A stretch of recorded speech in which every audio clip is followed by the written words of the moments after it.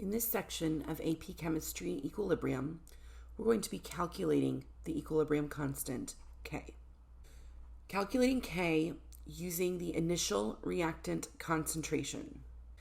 The changing amounts of reactants and products in a reaction are often best kept track of in what is called an ICE table, ICE.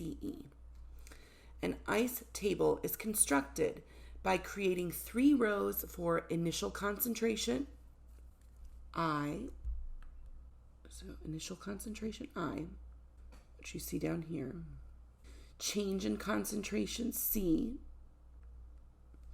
and the concentration at equilibrium, E. A column is created for each reactant and product that is included in the equilibrium expression. So we have reactant and A and B and product C maybe, or reactant A and products B and C, okay? In general, the reactants are written first, followed by the products. So across the top here, we have reactants and products. All right, so let's walk through an example for calculating K using initial reactant concentration. So let's consider this reaction where we have 2 products, B and C, formed from one reactant A, as shown in this equation. Let's say that we're given 2 values. We're given the initial and equilibrium concentrations of the reactant. They're given as GI, initial, and GEQ, the equilibrium. So I place those values in the initial row, GI, for the reactant, and I put zeros or dashes for B and C because we're not starting with any initial concentration of B or C. And any equilibrium concentration given, so if I'm given an equilibrium concentration, that's placed in the equilibrium row with that corresponding reactant. So in this case, we're given GEQ for reactant A, but we're not sure what it is yet for B and C. Okay, so we just start by filling out what we're given about the conditions initially or at equilibrium for each reactant and product. Reactants lose concentration at a rate based on the coefficients in the equation. So for my reactant, my coefficient here is a 1, right? So if the coefficient is 1, then the change is minus x. If it's 2, it would be minus 2x if I had a 2 here, and so on. So you can see down here in the change column, change row, for reactant A, I've put minus x. Now, since the initial and equilibrium concentrations were given, we filled out these 2 rows for reactant A. We can actually solve for x, right? Because we can say that the initial concentration minus x is equal to the equilibrium concentration. And so x is just the initial concentration minus the equilibrium concentration. That would be the change. Similarly, the products gain concentration on the same basis as plus x or plus 2x or plus 3x, depending on the coefficient. So reactant B is just a 1, so we have plus x. Product C has coefficient 2, so we have plus 2x. And so the initial concentration plus the change x gives us the equilibrium concentration x. And the initial concentration 0 plus the change 2x gives us the equilibrium concentration for C of 2x. Here's some tips for equilibrium problems. There are 3 steps to solving most equilibrium problems. Number 1, write a balanced reaction, including the states. 2, create the proper ICE table, being mindful of stoichiometric coefficients. And 3, write a proper expression and solve for what is required. Example 1, K using initial reactant concentration. Given the following reaction, what are the concentrations of all materials at equilibrium? Given an initial HCl concentration of 0.5 molar and an equilibrium HCl concentration of 0.2 molar. We have a reaction here of 2 HCl gas producing H2 gas and Cl2 gas. Okay, so I'm going to set up the ice table here just so we can kind of see how it's done. And then we'll actually move forward to the next slide to see how each of these things, each of the calculations work. We'll set up the table and we'll do the calculations on the next. So the reactant is HCl, product H2, and Cl2. So what are we told? We're told we have an initial HCl concentration of 0.5 molar. We don't have any products to start out with. We're told we have a final HCl concentration of 0.2 molar, right? And then we know that the change, there's a 2 here. So the change here is minus 2x. Each of these coefficients is just x plus x. Or each of the coefficients is 1. So the change is just plus 1x for each of them. And so this product will have an amount just equal to x. And this product will have an amount just equal to x at equilibrium. Okay? So here's the setup of the ice table. We're going to go ahead one slide and just work through the calculation of determining what is this x here, and therefore these values of x here. All right, so the first thing we can do is find x. So remember that the change we know is 2x minus 2x. And this was x, x, x, x, right? So let me work through this calculation here with you. We know that 0.5, actually let me use a different color here, 0.5 minus 2x equals 0.2. And so 2x equals 0.3, which means that x is 0.15.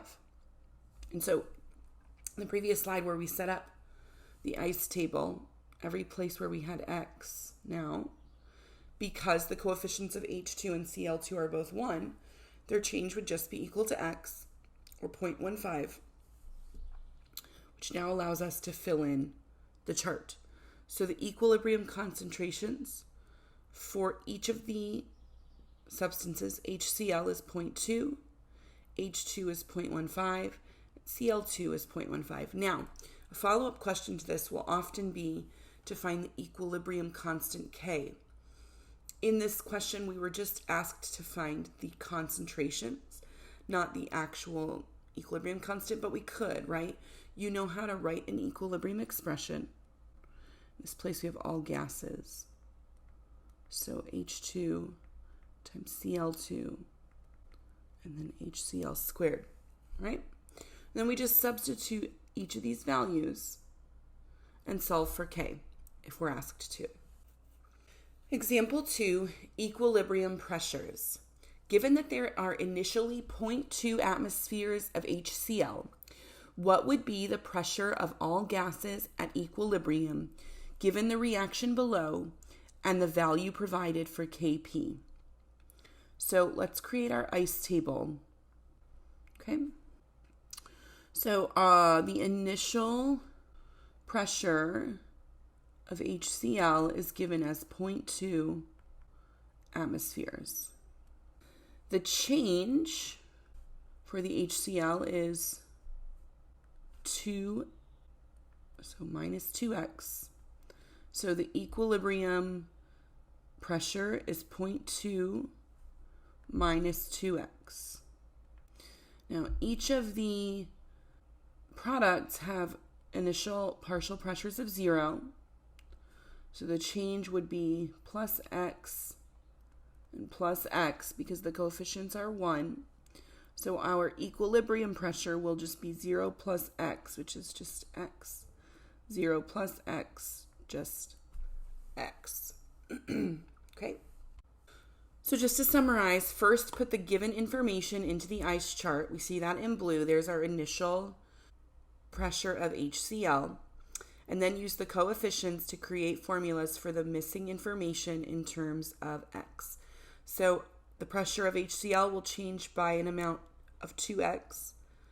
So our equilibrium pressure is 0.2 minus 2x because we have this coefficient 2. And then for H2 and Cl2, the pressure will increase by an amount of 1x. So at equilibrium, we'll have an amount of x for H2 and x for Cl2. Okay, so once we have the completed ice chart for each product and each reactant, we can substitute into the formula for Kp to solve for x. So we're given a value for Kp, but we need to write a Kp expression. So I've shown that here. Kp equals the pressure of H2 times the pressure of Cl2, so our two products, divided by the pressure of our reactant, HCl, squared due to this coefficient 2. Now we can just substitute. Kp is 0.67. H2 is x, right? We're looking down here at these equilibrium amounts, right? So H2 is x, Cl2 is x, which is where we get x squared from. And then HCl is 0.2 minus 2x, the quantity squared. Okay, so just substituting. Now, we just have to solve for x here. This looks kind of messy, but it's not as messy as it looks. So we multiply by the denominator on both sides. Multiply by 0.2 minus 2x squared on both sides. And then we can take the square root of both sides to simplify this. So the square root of 0.67 is 0.818. The square root of 0.2 minus 2x squared is just 0.2 minus 2x. And the square root of x squared is just x. Now, we have to solve for x. So the next step is to distribute this 0.818, both terms here. So it's 0.818 times 0.2 and 0.818 times 2. Times 2x. So we have 0.1636 minus 1.636x equals x. And then we add the 1.636 to the right side to get 2.636 equals 0.1636. And then divide both sides by 2.636. We get x is equal to 0.062 atmospheres. Now, we're not done. We solved for x, but we still haven't answered the question of what would be the pressure of all the gases at equilibrium. So we've still got to take this x and interpret it for each of these products and reactants at equilibrium, which will continue on the next slide. All right, so once we know the value of x, 0.062, we're going to use that value to find the pressure of each of the gases at equilibrium. So this row right here in our ice table is the one that's the most important. So let's start with HCl. So the pressure at equilibrium is 0.2 minus 2x. So 0.2 minus 2 times our x, 0.062, gives us an equilibrium pressure of 0.067. The pressure of H2 at equilibrium is just x. It's just 0.062. And the pressure of Cl2 at equilibrium is also x. So 0.062 atmospheres. Example 3, calculation of K. Calculate the equilibrium concentration of hydrogen. So for the reaction below, if the initial concentrations are 0.2 molar for both the CO and H2O. So we need to make our ice chart. We have CO plus H2O produces CO2, H2. So the initial concentration for the CO and the H2O are both 0.2 molar. Okay. The change, all of the coefficients are 1 in the balanced equation. So that's really convenient. So we have minus x plus x plus x. So at equilibrium, we have 0.2 minus x, 0.2 minus x, x, and x. Now, we're asked to find the equilibrium concentration for the hydrogen. So what we're really being asked to find is x. Right? So we'll walk through how to do this now that the table is set up on the next slide. All right, so I start out with an equilibrium expression K equals the concentration of the products, CO2 times H2, divided by the concentration of the reactants, CO times H2O. There is no exponent because every coefficient is 1. And we just substitute what we know. So we know that K is 1.56. We know that the concentration of CO2 at equilibrium is X. The concentration of H2 at equilibrium is X. So I just have X squared. Similarly, the concentrations for both CO and H2O are 0.2 minus X and 0.2 minus X. So I have the quantity 0.2 minus X squared. Okay.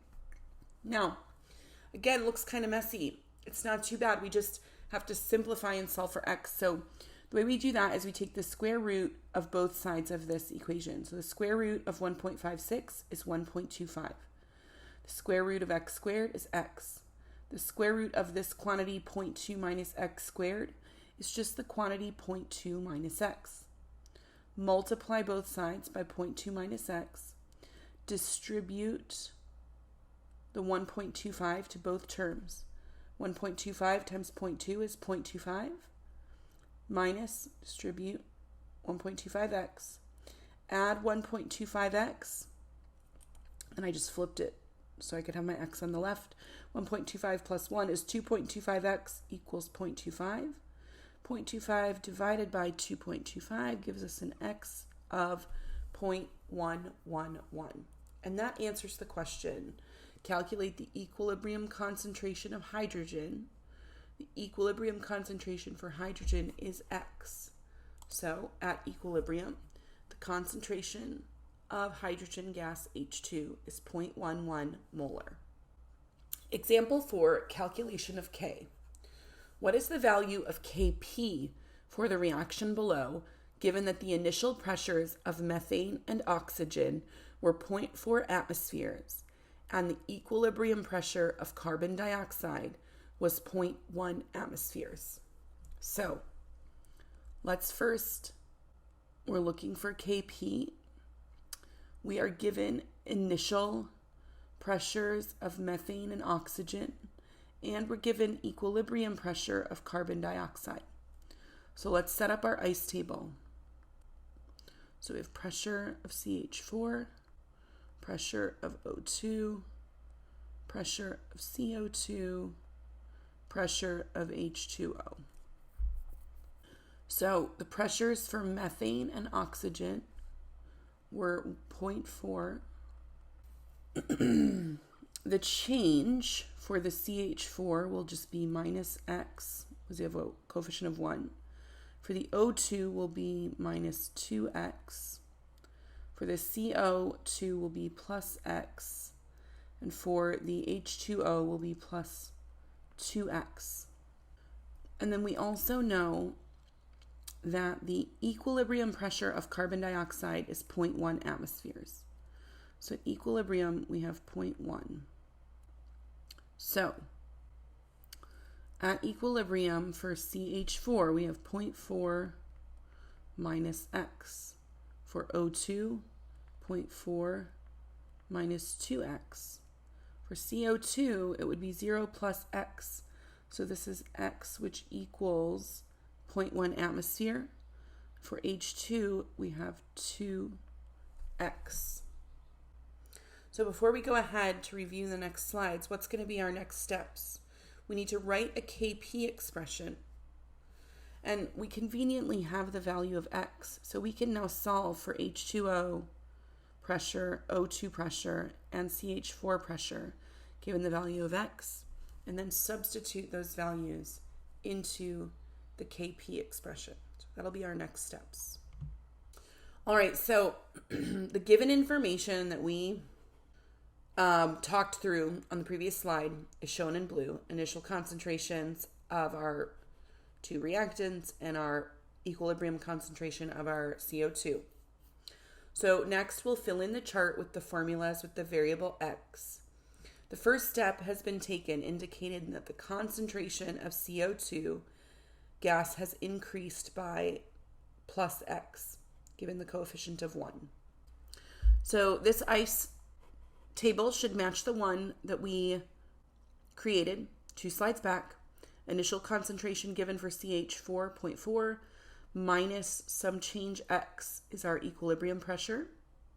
Initial pressure of O2.4 minus some change 2X gives us our equilibrium pressure. We were told the pressure of the CO2 at equilibrium, and the H2O pressure will increase by a value of 2X at equilibrium. We can find the values of the last row by recognizing that X is 0.1 atmospheres right here. Substituting that into the formulas for the pressures of the gases. For instance, for CH4, 0.4 minus X, 0.1, is equal to 0.3 atmospheres. So now we know that for CH4, the pressure will be 0.3. So we'll continue this on the next slide.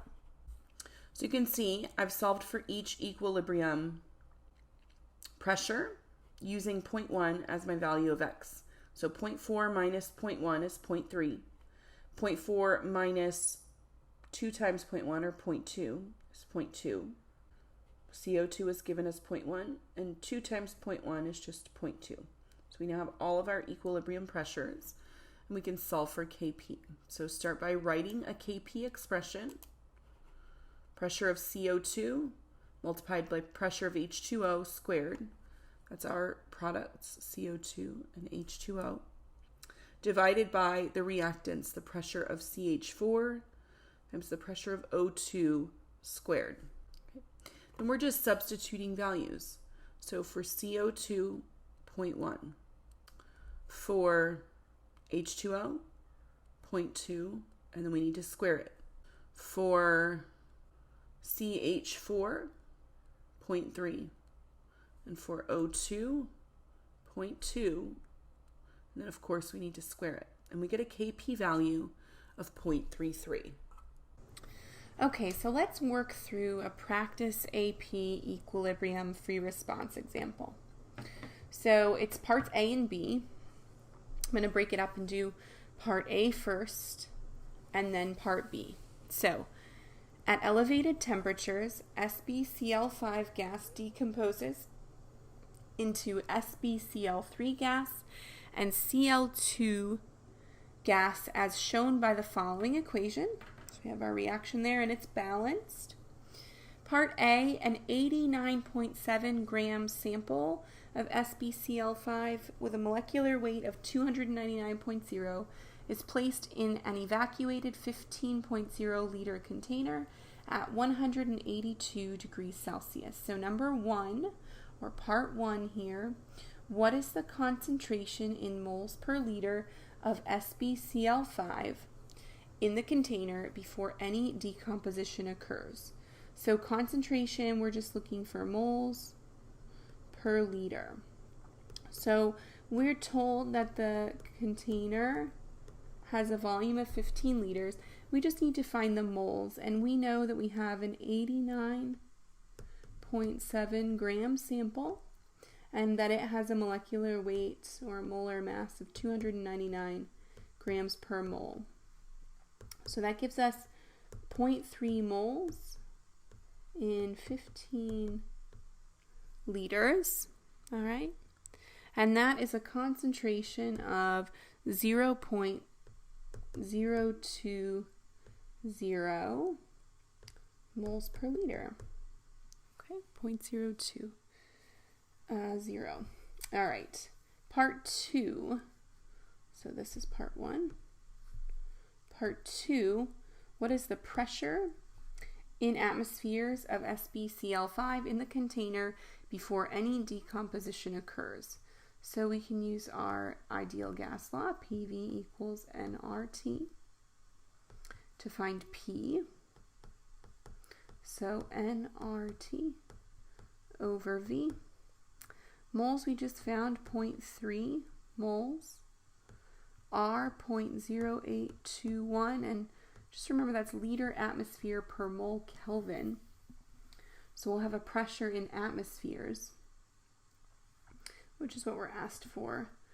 T, so 182 Celsius plus 273 is a temperature of 455 Kelvin, and our volume 15 liters. And so I ran out of room here to write units, but just to be sure, this is moles, this is liter atmosphere per mole Kelvin, this is Kelvin, and this is liters. So we're left with units of atmospheres. And just plugging this all into a calculator, we get a pressure of 0.747 atmospheres. Okay, so that's part A. That's just everything that happens before the reaction occurs. Okay, so some stuff from a previous chapter. Now part B, we'll dig into what happens at equilibrium. So if the SbCl5 is 29.2% decomposed when equilibrium is established at that same 182 degrees Celsius, calculate the value for either the equilibrium constant Kp or Kc for this decomposition reaction. So, and then indicate whether you're going to calculate Kp or Kc.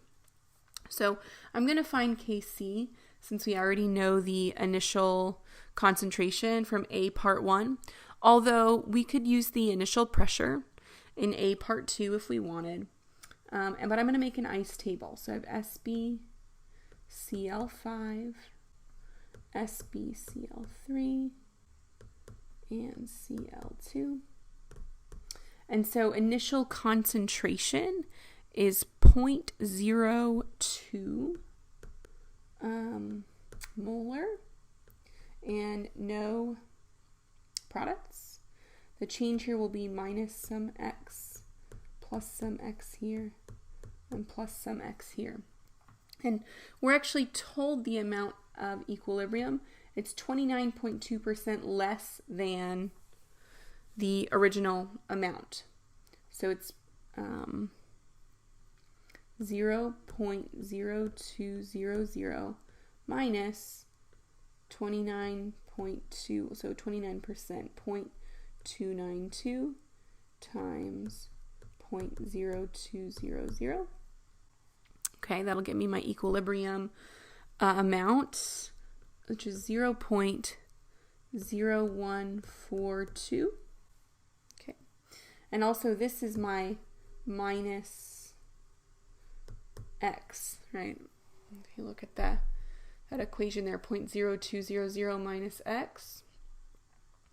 So that would mean that plus x for the products would just be 29.2% of the original amount, which is 0.00584. And we have 1-to-1 stoichiometry here, so it's the same for both products, 0.00584. Okay, and then we just have to find our Kc, which is the concentration of SbCl3 times the concentration of Cl2 over the concentration of SbCl5 at equilibrium.